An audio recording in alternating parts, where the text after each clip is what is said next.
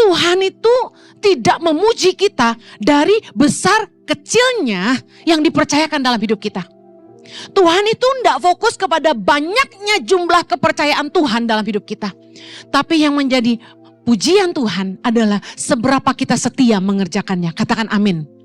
Berbeda dengan manusia yang fokusnya kepada besarnya kepercayaan. Kalau kita lihat orang lain lebih diberkati, kalau kita lihat orang lain lebih dipakai Tuhan, kita iri hati. Kita ngerasa, kenapa saya cuma dipakai begini, dia dipakai begitu. Kenapa saya cuma punya duit segini, dia bisa segitu.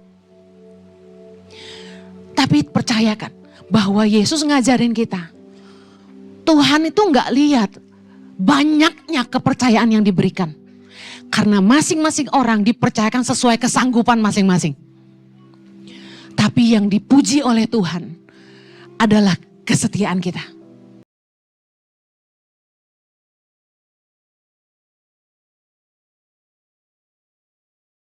Kembali puji nama Tuhan. Semua sehat? Semua diberkati? Luar biasa. Saya akan khotbah sore hari ini tentang dipuji Tuhan. 2 Korintus 10 ayat 18. Kita baca firman Tuhan sama-sama. 3, 2, 1. Sebab bukan orang yang memuji diri yang tahan uji, melainkan orang yang dipuji Tuhan. Banyak orang yang lebih senang mencari pujian dari manusia. Tapi tahukah Anda bahwa mendapat pujian dari Tuhan itu harusnya menjadi tujuan akhir hidup kita? Katakan amin. Dalam kehidupan kita, kalau yang kita kejar itu perkenanan manusia, pujian dari manusia, kita akan jadi orang yang suka cari muka. Kita akan jadi orang yang haus penghormatan dari manusia. Dan yang paling bahaya ini, orang yang suka cari pujian dari manusia akan jadi orang yang munafik. Karena kita hanya memperhatikan indah di luar. Keren tampak luar. Benar tampak luar. Rohani tampak luar. Tapi dalamnya nggak tahu.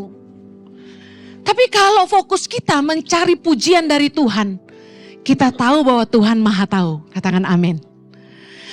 Di dalam kitab Perjanjian Baru, Yesus memberikan pujian kepada 3 jenis orang yang akan kita bahas sama-sama. Yang pertama, Yesus memberi pujian kepada hamba yang setia dalam perkara kecil. Di dalam Matius 25, tentang perumpamaan tentang talenta. Kalau Anda ingat kisah ini, ada 3 hamba. Yang pertama diberi talenta berapa? 5. Yang kedua, 2. Dan yang ketiga, 1. Mari kita lihat pujian yang diberikan oleh tuannya kepada hamba yang punya 5 talenta di ayat ke-21. Kita baca sama-sama. 3, 2, 1. Maka kata tuannya itu kepadanya, baik sekali perbuatanmu itu, hai hambaku yang baik dan setia. Engkau telah setia dalam perkara kecil. Aku akan memberikan padamu tanggung jawab dalam perkara yang besar. Masuklah dan turutlah dalam kebahagiaan Tuhanmu. Berapa banyak Anda yang rindu suatu hari ketemu Tuhan? Ini yang Tuhan katakan kepada Anda. Kok gak semua sih? Haleluya. Ini hamba yang dipercaya 5 talenta dan beroleh laba 5 talenta. Kita lihat pujian yang diberikan kepada hamba yang dipercaya 2 talenta di ayat ke-23. Kita baca sama-sama. Maka kata tuannya itu kepadanya, baik sekali perbuatanmu itu, hai hambaku yang baik dan setia. Engkau telah setia memikul tanggung jawab dalam perkara yang kecil. Aku akan memberikan kepadamu tanggung jawab dalam perkara yang besar. Masuklah dan turutlah dalam kebahagiaan Tuanmu. Perhatikan, tuannya memberikan pujian yang sama, baik kepada hamba yang dipercaya 5 talenta menjadi 10. Dan kepada yang dipercaya 2 talenta menjadi 4. Berarti Tuhan itu tidak memuji kita dari besar kecilnya yang dipercayakan dalam hidup kita. Tuhan itu tidak fokus kepada banyaknya jumlah kepercayaan Tuhan dalam hidup kita. Tapi yang menjadi pujian Tuhan adalah seberapa kita setia mengerjakannya. Katakan amin. Berbeda dengan manusia yang fokusnya kepada besarnya kepercayaan. Kalau kita lihat orang lain lebih diberkati, kalau kita lihat orang lain lebih dipakai Tuhan, kita iri hati. Kita ngerasa, kenapa saya cuma dipakai begini, dia dipakai begitu. Kenapa saya cuma punya duit segini, dia bisa segitu. Tapi percayakan bahwa Yesus ngajarin kita, Tuhan itu nggak lihat banyaknya kepercayaan yang diberikan. Karena masing-masing orang dipercayakan sesuai kesanggupan masing-masing. Tapi yang dipuji oleh Tuhan adalah kesetiaan kita. Setiakah Anda dengan semua perkara kecil yang Tuhan percayakan dalam tanganmu hari ini? Kepada semua perkara sampai yang terkecil yang Tuhan titipkan di hidupmu hari ini. Manusia seringkali menyepelekan perkara-perkara kecil. Yesus ngajarin kita lagi dalam Lukas 16 ayat yang ke-10. Yesus berkata, barang siapa setia dalam perkara-perkara kecil, ia setia juga dalam perkara-perkara besar. Dan barang siapa tidak benar dalam perkara-perkara kecil, ia tidak benar juga dalam perkara-perkara besar. Yesus mau ngasih tahu gini, kalau kamu sama yang kecil aja gak setia, gimana mau dipercayain perkara yang besar? Sama duit kecil aja gak jujur, gimana mau dikasih duit yang banyak? Dengan kekayaan segitu aja kamu pelit, gimana kalau Tuhan berkati jadi bukit? Saya tuh selalu berusaha peka sama Roh Kudus dalam pimpinan Tuhan sekecil apapun. Saya kasih tahu, kita gak pernah sadar bahwa sebelum kepercayaan besar datang dalam hidup kita, Tuhan itu pasti menguji kita dalam perkara-perkara kecil. Sebelum yang luar biasa itu dipercayakan, Tuhan biasanya menguji kita dalam hal-hal yang sepele. Seringkali orang tuh mengabaikan justru hal-hal yang sangat kecil. Saya kasih contoh. Orang kalau makan, remah-remah yang jatuh di meja, mereka tidak bersihkan. Coba lihat di rumah. Ada yang angkat piring kotor taruh di tempat cucian. Tapi dilap gak mejanya? Kasihan ibu rumah tangga. Udah capek-capek ke pasar. Udah capek-capek bersih-bersihin sayur, ikan, daging. Udah capek-capek motongin, ngulekin bumbu sampai berotot. Udah capek-capek masak. For your information, uap panas ketika ibu-ibu masak itu bisa menimbulkan flek di wajah. Jadi pengorbanan wanita tuh luar biasa. Katakan amin wanita. Saya sedang bela Anda. Jadi sering-sering bilang amin yang keras. Nah, udah capek-capek masak buat keluarga. Giliran enak gak dipuji. Giliran keasinan teriaknya gede-gede. Asin banget sih. Pedas banget sih. Giliran enak lupa muji. Dan yang lebih ngeselin, udah dimasakin gak dimakan. Mah, aku makan di luar hari ini sama temen. Kenapa gak bilang? Curahan hati perempuan. Udah capek-capek masakin suami.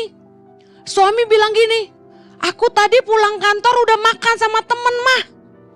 Jadi gak makan. Itu sakitnya itu di sini, di sini, di sini, di sini, di sini. Karena capek dari pagi. Nah, udah capek-capek masakin, boro-boro dibantuin. Boro-boro nyuciin piring. Udah kita nyendokin, siapin di meja, masih harus angkatin taruh di tempat cuci, masih harus nyuciin. Nah yang lebih ngeselin, sendiri makan sendiri tumpah gak dipungutin. Saya kalau lihat ke asrama Tangan Pengharapan, itu kan tempat makannya besar, staf makan di situ, anak-anak makan di situ.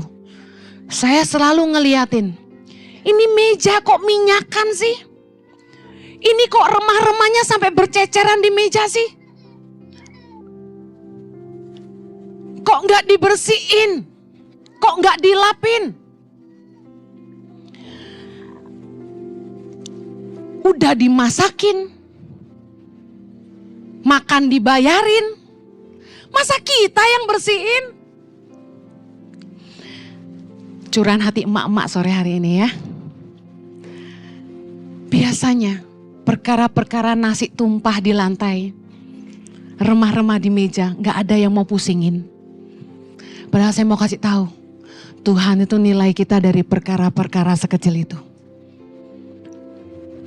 Anda pakai toilet, pernah gak sih Roh Kudus tuh berbisik di hati Anda? Bersihin tuh, berecetan. Pernah gak sih Roh Kudus tuh ngomong di hati Anda? Tisunya habis, gantiin dong. Kalau saya kok gitu ya? Sampai hal sekecil itu, saya gak damai sejahtera kalau saya biarkan. Makanya kalau saya pakai kamar mandi, saya selalu bersihkan setelah saya. Dan herannya, di kantor itu, maupun di gereja, tisu itu selalu habis dan saya yang ganti. Saya heran, kenapa ya orang tuh habis pakai toilet, kalau dia pakai lembaran terakhir, kenapa dia tinggal gini loh, buang solong-solongannya ke tong sampah, lalu pasang yang tersedia di situ. Apa sih susahnya? Jangankan di kantor sendiri, saya di restoran aja begitu. Kalau saya berasa saya mau pakai habis, saya pakai, saya ambil yang baru, saya pasangin lagi. Anda pernah kebelet dan gak ada tisu toilet? Kalau cowok mungkin gak butuh-butuh amat. Kalau perempuan butuh banget. Saya kalau gak ada tisu kayaknya susah hidup. Saya sama tisu tuh best friend, makanya khotbah pun tisu menemani saya. Jadi kalau saya masuk ke toilet, saya tuh ribet. Jijian. Jadi saya pasti ambil tisu, saya lapin dulu, lalu saya ambil 2 lembar, 3 lapis, saya tatakin di kiri, gulung lagi, tatakin di tengah, gulung lagi, tatakin di kanan. Ribet ya? Celana digulung dulu, panjang sesinya. Baru saya buang air gitu. Nah, setelah selesai, baru saya buang ke tong sampah, saya bersihin lagi, supaya jangan jorok. Bayangkan kalau nggak ada tisu setelah saya. Nah yang paling jengkel, saya tuh kalau kebelet tuh nggak bisa tahan. Saya di kamar mandi udah begini, aduh tisu habis, aduh tisunya mana nih? Gak ada yang inisiatif habis pakai tisu habis tuh ganti. Gemes, Eke. Kok nggak considerate gitu loh? Perkara sekecil itu. Yang herannya, tisu habis tuh jodohnya sama saya. Tadi pagi jam 8 saya khotbah yang sama. Habis saya khotbah, saya ke dalam ke toilet pastoral. Kebetulan saya kebelet. Tebak apa yang terjadi? Baru khotbah kayak gini, saya menemukan tisu habis lagi. Bener loh, itu jadi pertanyaan di hidup saya. Kenapa tisu habis tuh jodohnya sama saya? Berarti orang-orang di sekitar saya kurang peduli.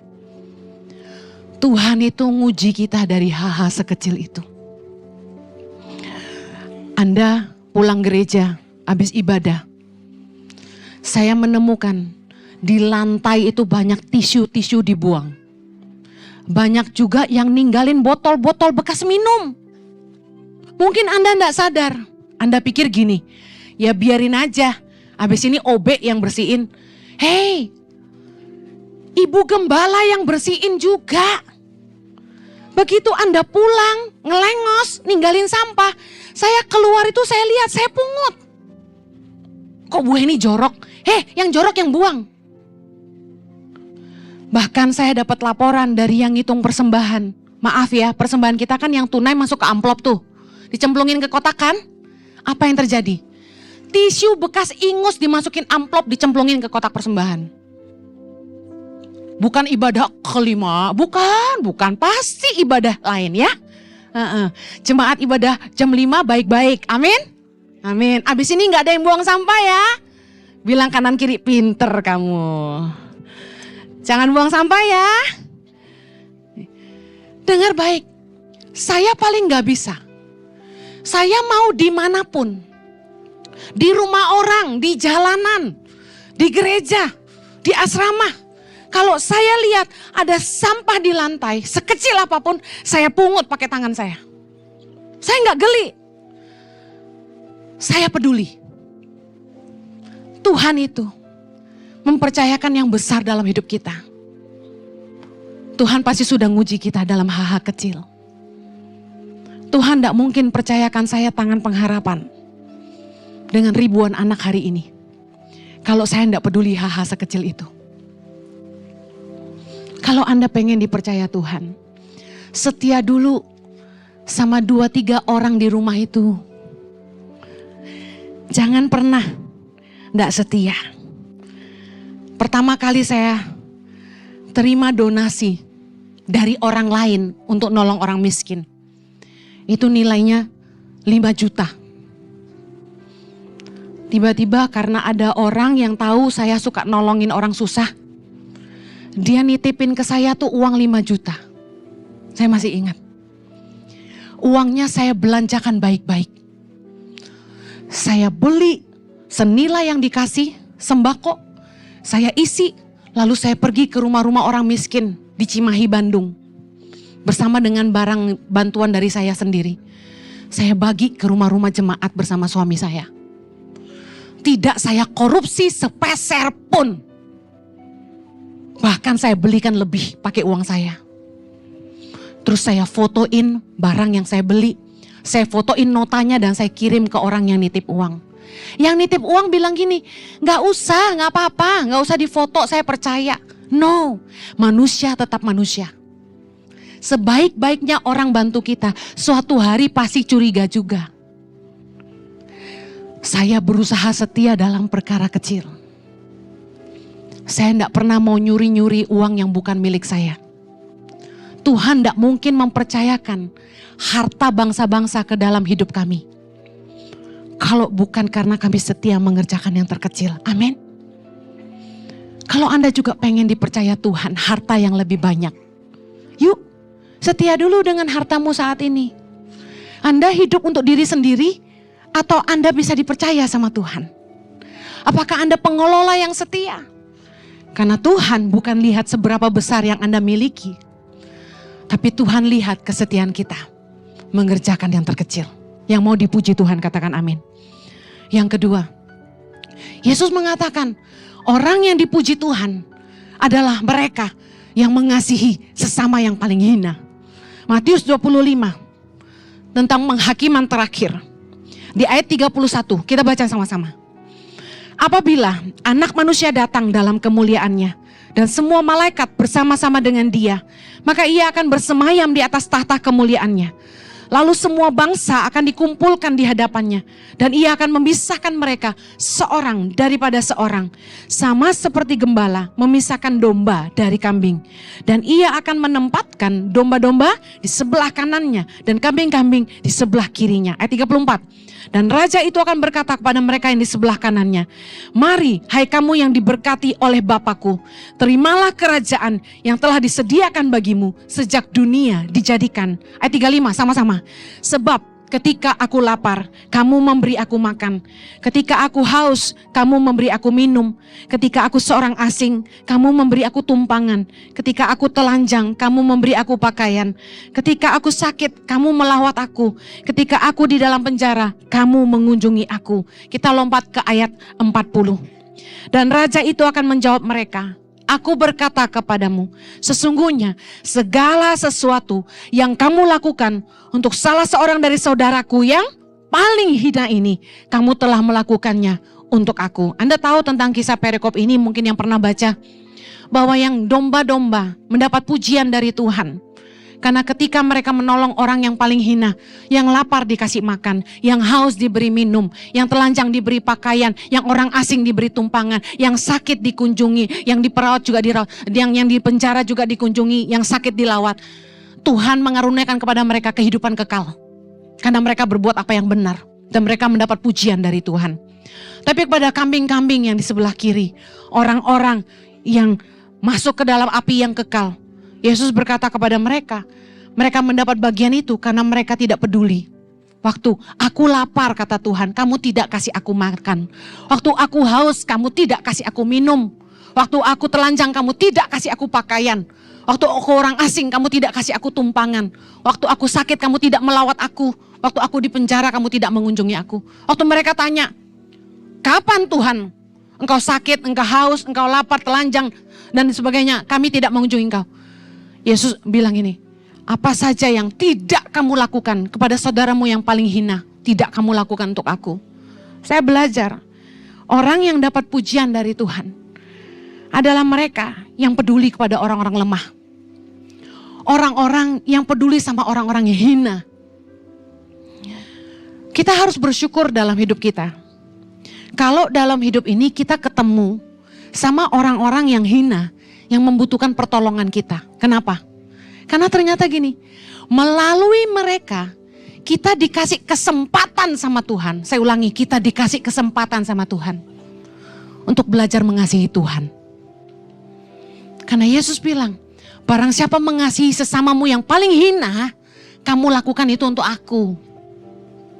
Saya bersyukur bahwa di dalam hidup saya, Tuhan kirim saya ke tengah-tengah orang hina. Orang-orang yang tidak layak, orang-orang yang mungkin kita pandang rendah. Anda tahu, bukti kita mengasihi Allah adalah ketika kita mengasihi sesama. 1 Yohanes 4 ayat 20-21 berkata, barang siapa tidak mengasihi sesamanya, dia tidak mengasihi Allah. Bohong kalau kita bilang kita mengasihi Tuhan tapi kita tidak mengasihi orang. Makanya saya mau pesan gini, jangan suka menghina orang lemah. Jangan suka menghina. Saya ketemu orang-orang yang waktu kami susah, mereka suka sekali menghina kami. Dan saya saksikan di hidup saya, beberapa orang tuh senang merendahkan orang lain. Berapa banyak di sini yang pernah dihina? Saya kasih tahu, jangan suka menghina orang lemah. Amsal 14 ayat 21. Siapa menghina sesamanya berbuat dosa. Tetapi berbahagialah orang yang menaruh belas kasihan kepada orang yang menderita. Katakan amin. Dan satu lagi pesan saya. Tadi gak boleh menghina orang lemah. Yang kedua, jangan menindas orang lemah. Amsal 14 ayat 31. Kita baca sama-sama. Siapa menindas orang yang lemah, menghina penciptanya. Tetapi siapa menaruh belas kasihan kepada orang miskin, memuliakan dia. Bagaimana kita menindas orang lemah? Kalau sama orang kaya, kita tuh kayak punya autorespon hormat, sungkan, sopan. Coba lihat bagaimana Anda memperlakukan saudaramu yang kaya dan saudaramu yang miskin. Di hatimu pasti ada perbedaan. Ya apa ya? Kita kalau sama orang kaya tuh kayak otomatis lebih respect aja gitu. Tapi kalau sama orang susah, kita berbuat seenaknya. Coba lihat pembantu di rumahmu. Siapa di sini yang masih suka kasih makanan basi ke pembantunya? Siapa yang masih suka kasih coklat kadaluarsa ke pembantu rumahnya? Siapa di sini yang masih suka maki-maki supirnya? Siapa di sini coba kalau marah kasar sama sapam di rumah? Gak punya sapam bu, adanya sapam komplek ya sama aja. Siapa di sini yang masih suka menindas anak buahnya, pegawainya? Hati saya itu ada bersama-sama orang lemah. Gak tahu ya, Tuhan tuh ciptain saya untuk menyuarakan hak orang lemah. Saya tuh paling gak terima kalau pembantu diperlakukan dengan tidak baik. Saya tuh ke rumah orang ya, saya ngelihat pembantunya dimaki-maki gitu, diteriak-teriakin gitu. Dalam hati saya, gue pengen bisikin mbaknya, mbak kabur aja sini saya bantu. Jangan karena Anda kaya, Anda lupa Sang Pencipta. Karena dikatakan, siapa menindas orang yang lemah, menghina penciptanya. Mereka punya Tuhan loh. Satu kali, office girl di gereja ini sakit. Sering sakit. Itu saya panggil. Kamu kenapa sih? Kok sakit terus? Makanya jangan pacaran malam-malam saya bilang. Jangan suka begadang. Terus dia bilang gini, bukan bu, Di sini tuh kerjanya jamnya panjang gitu. Kaget saya. Berapa jam? 11, dia bilang gitu. Kok kamu kerja 11 jam? Nggak boleh, saya bilang. Lah maklum ya, saya kan bukan tuan di sini. Jadi saya nggak tahu aturannya. Saya cuma khotbah kan. Jadi nggak ikut-ikut ngatur. Jadi saya nggak tahu kalau dia tuh kerja 11 jam. Saya bilang, ngapain 11 jam? Jam kantor itu 9 jam, sudah termasuk break 1 jam. Makan, istirahat, minum teh, kopi gitu. Dia bilang, Bu, di sini jam kerjanya panjang soalnya kita mesti nungguin orang-orang udah pulang baru boleh pulang. Saya bilang, kan gak ada ibadah, cuma Rabu sama Minggu kita ibadahnya. Ada, Bu. Itu jemaat suka komsel di sini, Bu. Hah? Komsel? Saya bilang, iya. Oh iya, saya bilang. Emang tiap hari? Dia bilang tiap malam, Bu. Masa? Saya bilang, iya. Nah mereka, Bu, dari jam 7 gak pulang-pulang sampai jam 10.30, Bu, katanya gitu. Saya bilang, komsel kok 3,5 jam? Arisan apa ya? Saya bilang kalau komsel kan efektif 1,5 jam, 2 jam. Ngobrol panjang sedikit 2,5 jam. 3 jam aja udah hebat saya rasa sih. Saya bilang, nanti saya kasih tahu ya, supaya mereka jangan pulang malam-malam. Nah saya bilang sama pimpinan komsel di sini, tolong kasih tahu dong sama yang komsel-komsel numpang di gereja. Jangan malam-malam pulangnya. Kasihan yang kerja di sini. Pertama gini, kalian juga rumahnya jauh-jauh. Kan besoknya kerja.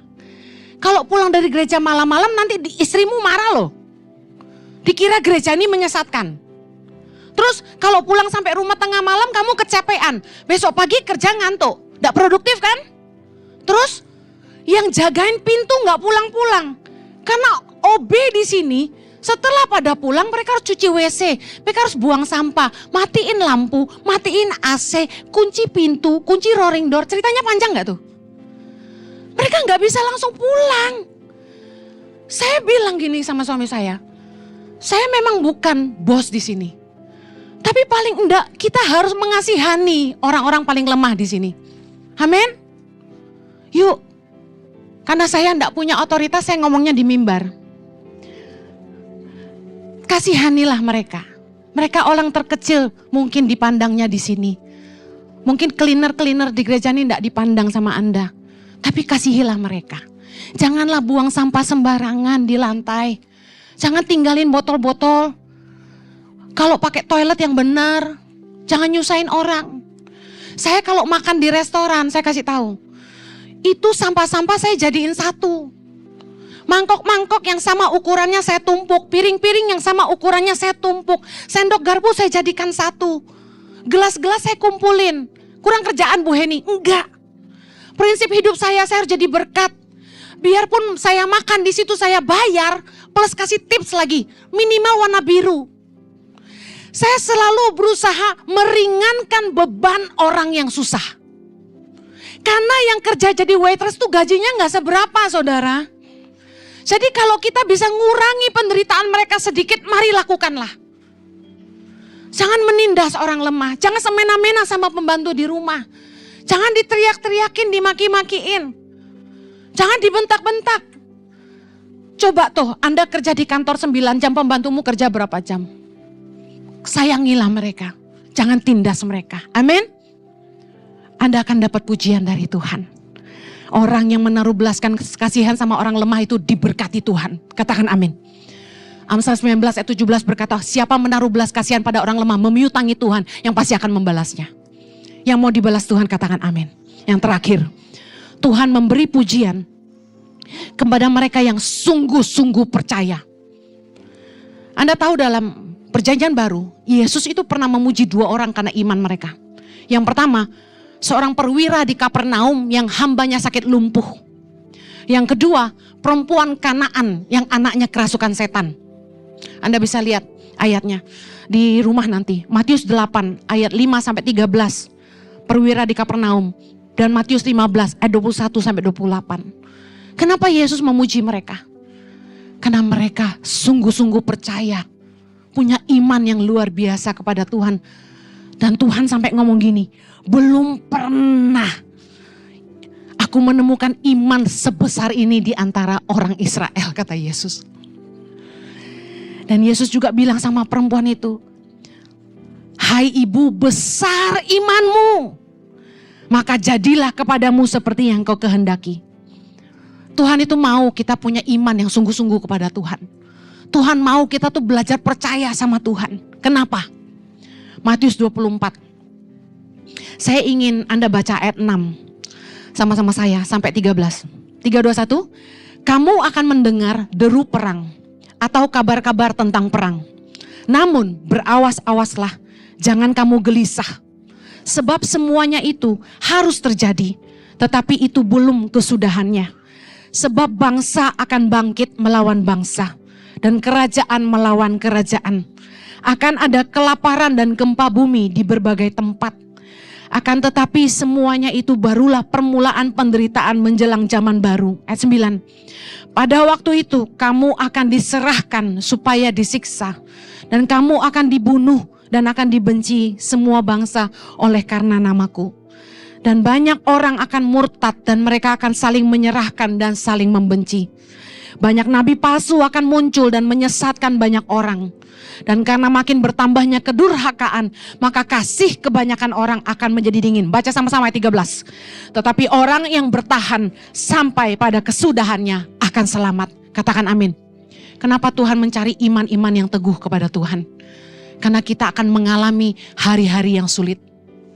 Kita semua siap tidak siap akan menghadapi hari-hari yang jahat. Dan bukankah itu sedang terjadi hari ini? Anda harus mengalami Tuhan. Penderitaanmu, pergumulanmu, tekanan, masalah, pencobaan yang Anda hadapi. Haruslah menjadi momen di mana Anda mengalami perjumpaan pribadimu dengan Tuhan. Dan mengalami pertolongannya yang ajaib dalam hidupmu. Supaya imanmu bukan hanya dengar dari kata orang. Tapi Anda mengalami bahwa dia Tuhan yang hidup, yang tidak pernah terlelap, yang pasti menolong hidupmu. Yakobus 1 ayat 12 ayat terakhir ya saya, baca sama-sama. Berbahagialah orang yang bertahan dalam pencobaan. Sebab apabila ia sudah tahan uji, ia akan menerima mahkota kehidupan yang dijanjikan Allah kepada barang siapa yang mengasihi dia. Mahkota itu hanya akan diberikan kepada mereka yang sungguh-sungguh punya iman dan bertahan sampai kesudahan. Hari ini firman Tuhan mengingatkan, jangan kejar pujian dari manusia. Mari lihat apakah hidupmu berkenan kepada Allah. Tujuan hidupmu bukan hanya jadi kaya. Tujuan hidupmu bukan hanya punya nama besar. Tujuan hidupmu bukan punya kejabatan yang tinggi. Tapi tujuan hidupmu mendapat pujian dari Tuhan di akhir hidup setiap kita. Mari setia dalam perkara kecil. Mari kasihi orang lemah. Yang ketiga, miliki iman yang teguh kepada Tuhan. Kita berdoa. Kiranya kasih karunia-Mu menolong setiap kami. Supaya kami mampu mengerjakan apa yang Tuhan mau dalam hidup kami. Ajar kami untuk setia dalam setiap perkara kecil yang Tuhan titipkan di tangan kami. Juga ajar kami untuk mengasihi orang-orang yang hina Tuhan, orang-orang yang lemah. Dan juga Tuhan, biarlah dalam pertumbuhan iman kami sungguh-sungguh mengalami perjumpaan dengan Tuhan. Dan melihat Engkau nyata dan hidup dalam hidup kami. Supaya iman kami teguh di dalam Tuhan. Dan kami akan bertahan sampai kesudahan. Di dalam nama Yesus. Yang diberkati sama-sama katakan. Amen. Have a blessed Sunday. Take care. God.